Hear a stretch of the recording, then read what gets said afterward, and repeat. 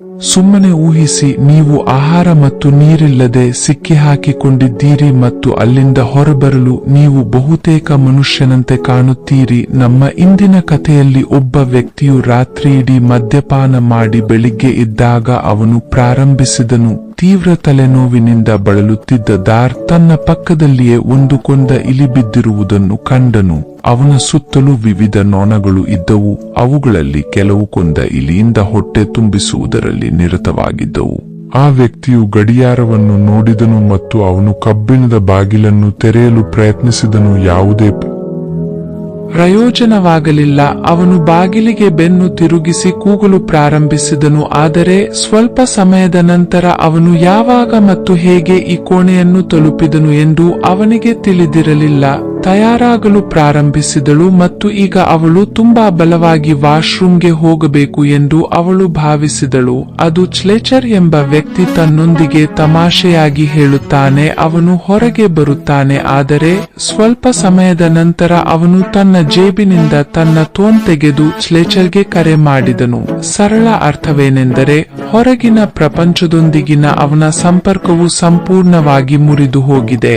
ಆದರೆ ಅವನು ಕೋಣೆಯಲ್ಲಿದ್ದ ಕಬ್ಬಿಣದ ಕಪಾಟನ್ನು ತೆರೆಯಲು ಪ್ರಯತ್ನಿಸಿದನು.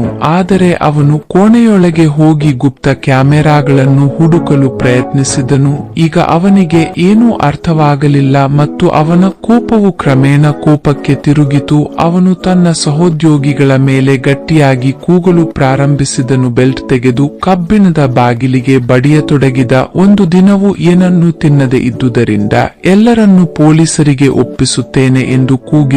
ಒಂದು ಇಡೀ ದಿನ ಕಳೆದು ಹೋಗಿತ್ತು. ಈಗ ಅವನು ತನ್ನ ಫೋನ್ ಅನ್ನು ಪರಿಶೀಲಿಸಿದನು ಮತ್ತು ಅವನ ಕೈಯನ್ನು ಮುಟ್ಟಿದನು ಮತ್ತು ಅಲ್ಲಿ ಆಹಾರ ಅಥವಾ ನೀರು ಇರಲಿಲ್ಲ. ಜೀವಂತವಾಗಿರಲು ಒಂಟಿತನ ಮತ್ತು ಹಸಿವಿನಿಂದ ಅವನು ತನ್ನ ಪಾದರಕ್ಷೆಯನ್ನು ತೆಗೆದನು ಮತ್ತು ಅದನ್ನು ಕುಡಿದನು. ಅವನು ಇದ್ದಕ್ಕಿದ್ದಂತೆ ಮೇಲಿನ ಟ್ಯೂಬ್ ಲೈಟ್ನಲ್ಲಿನ ಕೀಲಿಯನ್ನು ತೋರಿಸಿದನು. ಕಬ್ಬಿಣದ ಬೀರು ತೆರೆಯಲ್ಪಟ್ಟ ಕೀಲಿಯಿಂದ ಅವನು ಸಹಾಯ ಮಾಡಲ್ಪಟ್ಟನು.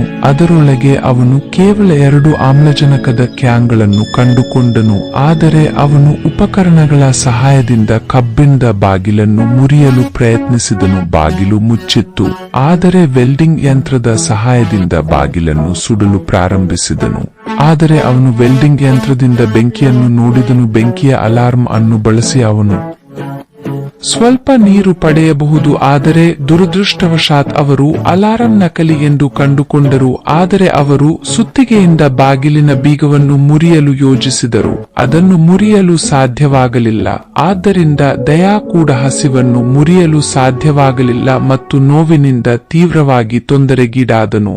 ಅವನು ತನ್ನ ಕೋಪವನ್ನು ಹೊರಹಾಕಲು ಅವನು ಬೀರುವನ್ನು ಬಲವಾಗಿ ಬಡಿಯಲು ಪ್ರಾರಂಭಿಸಿದನು. ಆದರೆ ಸ್ವಲ್ಪ ಸಮಯದ ನಂತರ ಅವನು ಮತ್ತೆ ಶಾಂತನಾದನು ಮತ್ತು ನಂತರ ಅವನು ಗೋಡೆಯನ್ನು ನೋಡಿದನು. ಒಂದು ರಂಧ್ರ ಕಾಣಿಸಿಕೊಂಡಾಗ ಅವನು ತಕ್ಷಣವೇ ಒಂದು ಸುತ್ತಿಗೆಯನ್ನು ತೆಗೆದುಕೊಂಡು ಅದನ್ನು ಮುರಿಯಲು ಪ್ರಾರಂಭಿಸಿದನು ಮತ್ತು ಕ್ರಮೇಣ ಕೋಣೆಯಲ್ಲಿನ ಆಮ್ಲಜನಕದ ಮಟ್ಟವು ಕಡಿಮೆಯಾಯಿತು. ಆದರೆ ನಂತರ ಅವನ ದೇಹದಲ್ಲಿ ಆಮ್ಲಜನಕದ ಪ್ರಮಾಣವು ಹೆಚ್ಚಾದ ಕಾರಣ ಅವನು ಆಮ್ಲಜನಕದ ಕ್ಯಾನ್ ಅನ್ನು ಮುಚ್ಚಿದನು ಮತ್ತು ಅವನು ಕೊಂದ ಇಲಿಯ ಮೇಲೆ ಅವನ ಕಣ್ಣುಗಳು ಬಿದ್ದವು. ಈಗ ಅವನು ಬೇರ್ ಗ್ರಿಲ್ಸ್ ಆಗಬೇಕಾಯಿತು. ಆ ಕ್ರಿಮಿಗಳನ್ನು ತಿಂದು ಬಹಳ ಕಷ್ಟಪಟ್ಟು ಸುರಂಗವನ್ನು ಮಾಡುವುದನ್ನು ಮುಂದುವರೆಸಿದನು ಮತ್ತು ಅವನು ಗೋಡೆಯೊಳಗಿನ ಕಬ್ಬಿಣದ ತಲೆಗಳನ್ನು ನೋಡತೊಡಗಿದನು. ಅವನು ಈ ಕೊಕ್ಕೆಗಳನ್ನು ಬಳಸಿದನು ಮತ್ತು ಸ್ವಲ್ಪ ಸಮಯದ ನಂತರ ಅಲ್ಲಿಂದ ಬೆಳಕು ಬರಲು ಪ್ರಾರಂಭಿಸಿದನು. ಅದನ್ನು ನೋಡಿ ಅವನು ಸಂತೋಷದಿಂದ ಹೊರಗೆ ಬಂದನು.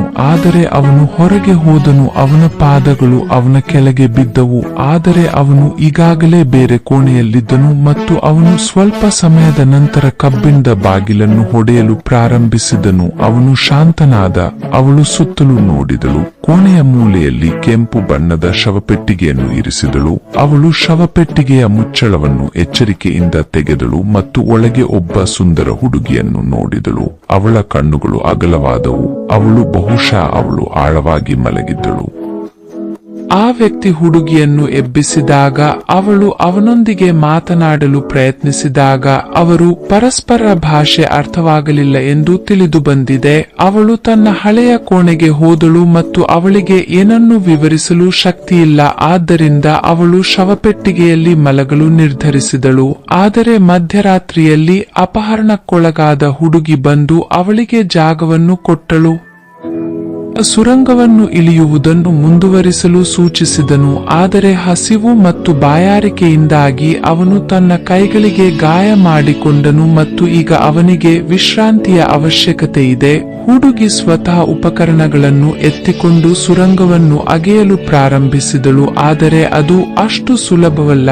ಸ್ವಲ್ಪ ಸಮಯದ ನಂತರ ಅವಳು ಮೂತ್ರ ವಿಸರ್ಜನೆಯ ಬೇಕೆಯನ್ನು ಅನುಭವಿಸಿದಳು ಮತ್ತು ಅವಳು ಇನ್ನೊಂದು ಕೋಣೆಯ ಕಡೆಗೆ ಓಡಿಹೋದಳು. ಆದರೆ ಆ ವ್ಯಕ್ತಿ ಅವಳನ್ನು ಅಲ್ಲಿಯೇ ನಿಲ್ಲಿಸಿ ಸಿಗ್ನಲ್ಗಳನ್ನು ನೀಡುವ ಮೂಲಕ ಏನನ್ನಾದರೂ ಅರ್ಥ ಮಾಡಿಕೊಳ್ಳಲು ಪ್ರಾರಂಭಿಸಿದನು. ನಿಜವಾಗಿ ಅವನು ಆ ದಿನದಿಂದ ನೀರು ಕುಡಿದಿಲ್ಲ ಎಂದು ಹೇಳಿದನು ಮತ್ತು ಸ್ವಲ್ಪ ಹಿಂಜರಿಕೆಯ ನಂತರ ಹುಡುಗಿ ಅವನ ಬೂಟುಗಳಲ್ಲಿ ಮೂತ್ರ ವಿಸರ್ಜನೆ ಮಾಡಬೇಕಾಯಿತು. ಇದು ಮಾತ್ರ ಹುಡುಗಿಗೆ ಅವನ ಭಾಷೆ ಅರ್ಥವಾಗದಿದ್ದರೂ ಇಲ್ಲಿ ಜೀವಂತವಾಗಿರಲು ಏನು ಮಾಡಬೇಕೆಂದು ಅವಳು ಅರ್ಥ ಮಾಡಿಕೊಂಡಳು. ಆದರೆ ಆ ವ್ಯಕ್ತಿ ಕೀಟಗಳನ್ನು ತಿನ್ನಲು ಕಲಿಸಲು ಪ್ರಾರಂಭಿಸಿದಳು. ಆದರೆ ಅವಳು ಕೀಟಗಳನ್ನು ತಿನ್ನಲು ನಿರಾಕರಿಸಿದಳು. ಕೋಣೆಯ ಗೋಡೆಯಲ್ಲಿ ರಂಧ್ರವಾಗಿದೆ.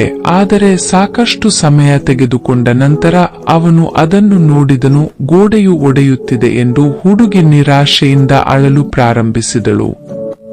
ಸಿಮೆಂಟಿನಿಂದ ಮಾಡಿದ ಅಂಬುಜ ಏಕೆ ಒಡೆಯುವುದಿಲ್ಲ? ನೇಹ ಕಕ್ಕರ್ ಮತ್ತು ಅವಳು ಅವನೊಂದಿಗೆ ಹಾಡಲು ಪ್ರಾರಂಭಿಸಿದಳು. ಆದರೆ ತಪ್ಪಾಗಿ ಅವಳು ಆ ವ್ಯಕ್ತಿಯ ಕೈಗೆ ಸುತ್ತಿಗೆಯಿಂದ ಹೊಡೆದಳು. ಅವಳ ತಲೆಯ ಬಟ್ಟೆಯನ್ನು ಅವನ ಗಾಯದ ಮೇಲೆ ಹಚ್ಚಿದರು ಮತ್ತು ಸ್ವಲ್ಪ ಸಮಯದೊಳಗೆ ಇಬ್ಬರು ರಂಧ್ರಗಳನ್ನು ಅಗೆಯಲು ಪ್ರಾರಂಭಿಸಿದರು. ಆದರೆ ಅವರಿಬ್ಬರೂ ಅದರ ಕಡೆಗೆ ತಿರುಗಲು ಪ್ರಾರಂಭಿಸಿದರು. ಅದೇ ಸ್ಥಳ ಬಹಳ ಹೊತ್ತು ಪ್ರಯತ್ನಿಸಿದ ನಂತರ ಅವನು ಬಾಗಿಲಿನ ಕಡೆಗೆ ತನ್ನ ಬೆನ್ನನ್ನು ಇಟ್ಟುಕೊಂಡರೆ ಅವನು ನಿಧಾನವಾಗಿ ತನ್ನ ಬೆನ್ನನ್ನು ತಿರುಗಿಸಿ ಬಾಗಿಲಿನ ಹತ್ತಿರ ಬಂದನು. ಈ ಉಪಾಯದಿಂದ ಬಾಗಿಲು ತೆರೆಯಿತು. ದುರದೃಷ್ಟವಶಾತ್ ಅವರು 3ನೇ ಕೋಣೆಯನ್ನು ತಲುಪಿದರು. ಅಲ್ಲಿ ಖಾಲಿ ಸಮಾಧಿಯನ್ನು ಇರಿಸಲಾಗಿತ್ತು ಮತ್ತು ಮೊದಲಿನಂತೆಯೇ ಅದೇ ಕಬ್ಬಿಣದ ಬಾಗಿಲನ್ನು ಹೊಂದಿತ್ತು ಮತ್ತು ಹಿಂದಿನ ಕೋಣೆಯಿಂದ ಎಲ್ಲಾ ಸಾಧನಗಳನ್ನು ತ್ವರಿತವಾಗಿ ಸಂಗ್ರಹಿಸಿತು. ಅವನು ಮೊದಲಿನಂತೆ ಈ ಬಾಗಿಲನ್ನು ತೆರೆಯಲು ಪ್ರಯತ್ನಿಸಿದನು. ಆದರೆ ಅವನು ಏನು ಮಾಡಿದರೂ ಬಾಗಿಲು ಮುಚ್ಚಲ್ಪಟ್ಟಿತು. ಈಗ ಅವನಿಗೆ ಸಮಾಧಿಯನ್ನು ಅಗೆದು ಸುರಂಗವನ್ನು ಮಾಡುವುದನ್ನು ಬಿಟ್ಟು ಅವನಿಗೆ ತಲೆ ಸುತ್ತು ಬಂದಿತು. ಹುಡುಗಿ ಕೆಳಗೆ ಬಿದ್ದಳು. ಅವಳು ಅಷ್ಟು ಸಹಿಸದ ಕಾರಣ ಈಗ ಆ ವ್ಯಕ್ತಿಗೆ ಜ್ವರ ಬರಲು ಪ್ರಾರಂಭಿಸಿತು. ಇಬ್ಬರು ಒಬ್ಬರನ್ನೊಬ್ಬರು ಕೊಲ್ಲುವುದನ್ನು ನೋಡಬೇಕೆಂದು ಅವರ ಬಂಧಿತನು ಬಯಸಿದನು. ಆದ್ದರಿಂದ ಅವರಲ್ಲಿ ಒಬ್ಬರು ಸಾಯಬೇಕು. ಎಲ್ಲಾ ತೊಂದರೆಗಳನ್ನು ಕೊನೆಗೊಳಿಸಲು ಅವರಲ್ಲಿ ಒಬ್ಬರ ಗಮ್ಯಸ್ಥಾನವಾಗಿತ್ತು. ಹುಡುಗಿ ಕೊಲೆ ಮಾಡುವ ಬಗ್ಗೆ ಯೋಚಿಸಿದಳು. ಆದರೆ ಅವನು ಹಾಗೆ ಮಾಡಲು ಸಾಧ್ಯವಾಗಲಿಲ್ಲ. ಆದ್ದರಿಂದ ಅವನು ತನ್ನನ್ನು ತಾನು ಸಮಾಧಿಗೆ ಕರೆದೊಯ್ದು ಸಾವಿಗೆ ಕಾಯುತ್ತಿದ್ದನು. ಆ ಹುಡುಗಿ ಅವನನ್ನು ಕಪಾಳಮೋಕ್ಷ ಮಾಡಿ ಹೊಡೆಯಲು ಪ್ರಯತ್ನಿಸಿದಳು ಎಂದು ತೋರುತ್ತದೆ. ಆದರೆ ಆ ವ್ಯಕ್ತಿಯಲ್ಲಿ ಯಾವುದೇ ಚಲನವಲನವಿಲ್ಲ. ಅವಳು ಬಾಗಿಲಿನ ಬಳಿಗೆ ಹೋಗಿ ಕೂಗಲು ಪ್ರಾರಂಭಿಸಿದಳು. ಆದರೆ ಅವಳಿಗೆ ಹೊರಗಿನಿಂದ ಯಾವ ಶಬ್ದವೂ ಬರಲಿಲ್ಲ. ಆದರೆ ಅವಳು ತನ್ನ ಕಣ್ಣೀರಿನಿಂದ ಆ ವ್ಯಕ್ತಿಯ ಬಾಯಾರಿಕೆಯನ್ನು ತಣಿಸಿದಳು. ಅವನು ಕೊಲ್ಲಲ್ಪಟ್ಟನು. ಅವನು ಹೆಚ್ಚು ಕಾಲ ಬದುಕುವುದಿಲ್ಲ. ಸ್ವಲ್ಪ ಸಮಯದ ನಂತರ ಅವಳು ತನ್ನ ಬಟ್ಟೆಗಳನ್ನು ತೆಗೆಯಲು ಪ್ರಾರಂಭಿಸಿದಳು. ಹುಡುಗಿಯ ಸ್ಪರ್ಶದಿಂದ ಅವಳು ಏನು ಮಾಡುತ್ತಿದ್ದಾಳೆ ಎಂದು ಆ ವ್ಯಕ್ತಿಗೆ ಅರ್ಥವಾಯಿತು. ಅವನು ರಾತ್ರಿಯಿಡೀ ಅವನನ್ನು ಎಚ್ಚರಗೊಳಿಸಿದನು. ಸ್ವಲ್ಪ ಸಮಯದ ನಂತರ ಇಬ್ಬರು ನೆಲಕ್ಕೆ ಹೋದರು. ಆ ವ್ಯಕ್ತಿ ತನ್ನ ಕಣ್ಣುಗಳನ್ನು ತೆರೆದಾಗ ಅವನು ಇನ್ನೊಂದು ಕೋಣೆಗೆ ತೆವಳುತ್ತಾ ಶವಪೆಟ್ಟಿಗೆಯಿಂದ ಬಟ್ಟೆಯನ್ನು ಹೊರತೆಗೆದನು. ಅದು ಹುಡುಗಿಯೊಂದಿಗೆ. ಇದಾದ ನಂತರ ಮತ್ತೊಮ್ಮೆ ದೌರ್ಬಲ್ಯದಿಂದ ಪ್ರಜ್ಞೆ ತಪ್ಪಿದ ಅವರು ಈಗ ಕೆಳಗೆ ತಿರುಗುವ ಶಬ್ದ ಕೇಳಿದರು. ಇಬ್ಬರೂ ತಕ್ಷಣವೇ ಇದ್ದು ಹೋದರು. ಕಳೆದ ಬಾರಿಯಂತೆ ಈ ಬಾರಿಯೂ ಇಬ್ಬರು ಬಾಗಿಲಿನ ಕಡೆಗೆ ಬೆನ್ನು ತಿರುಗಿಸಿದರು.